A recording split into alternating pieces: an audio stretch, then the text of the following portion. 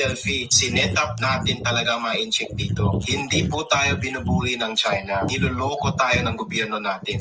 Lakas maka-overtake, tapos mag-cut ng lane, tapos tayo pa ang galit. Nakakahiya tayo. Ang gumagalaw Yan. po, So yan nakita ko yan sa Twitter. Ay Twitter sa gumagalaw po ang Philippine Coast Guard.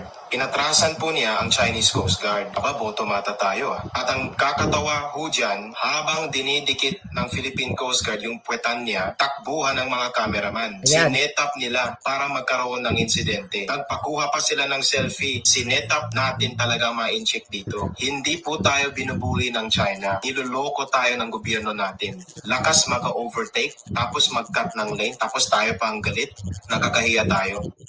Ang gumagalaw yan. po, So yan nakita ko yan sa Twitter. Ay Twitter sa gumagalaw po ang Philippine Coast Guard. Inatrasan po niya ang Chinese Coast Guard. Aba, boto mata tayo ah. At ang kakatawa ho dyan, habang dinidikit ng Philippine Coast Guard yung puwetan niya, takbuhan ng mga cameraman. Ayan. Sinetap nila para magkaroon ng insidente. Nagpakuha pa sila ng selfie. Sinetap natin talaga ma-incheck dito. Hindi po tayo binubuli ng China. Niloloko tayo ng gobyerno natin. Lakas maka-overtake, tapos mag-cut ng lane, tapos tayo pa ang galit. Nakakahiya tayo. Ang gumagalaw yan. po, So yan nakita ko yan sa Twitter. Ay Twitter sa gumagalaw po ang Philippine Coast